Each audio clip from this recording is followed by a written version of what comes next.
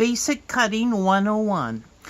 This is the preferred tool for cutting that Lindsay and I like.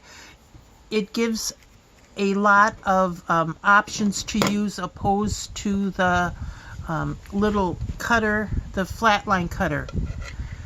This will not cut long straight lines like the long cutter will, but you can always make squares and straight lines by just cutting them down, such as that. Key element is you can always cut in the center, but it's a lot more difficult. It's a lot easier if you just nip the edge like that. See how much easier this is just to nip the edge? It just takes a little practice. Sometimes it rolls off, but this takes a lot more strength to cut it deep into the glass.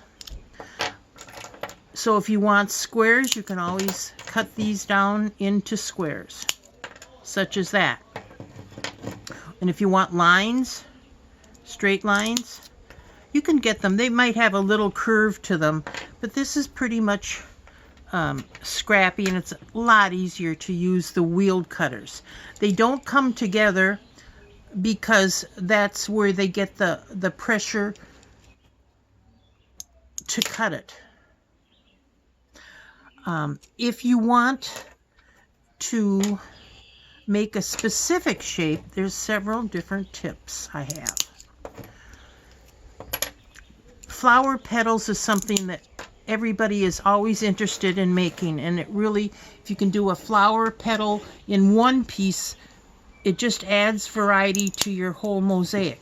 I take a square, basically the best square I can come up with, cut it diagonally, kind of like an ice cream cone, like that.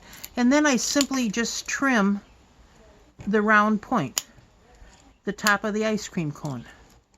And I leave the, okay, so here I've got the little tail, and I cut around like that. And you can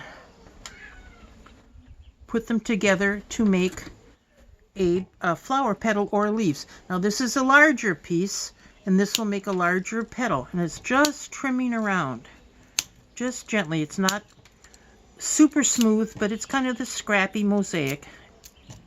And it gives some definition and variety in shapes is what you want, contrast. Like that. If you want to make a circle, you can either, if you want them all about the same size, draw them out and then just simply nip, real close nips around, and keep nipping it around until you get your whole circle cut out. If you want them all the same size, you can just draw them on with a little Sharpie, and then the Sharpie will usually wash right off. And just keep going around and getting the edges as smooth as you want them. I can go back and cut some of these little points and get it as smooth as I can. Like that. Can you see that?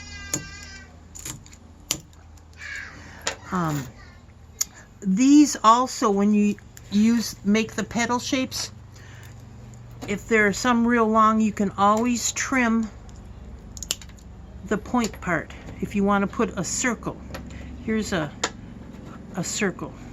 You can trim that to be as good as you'd like. Now, trim this one to be a flower. Just nip it around. I put my finger behind to kind of catch the glass a little bit so it's not flying.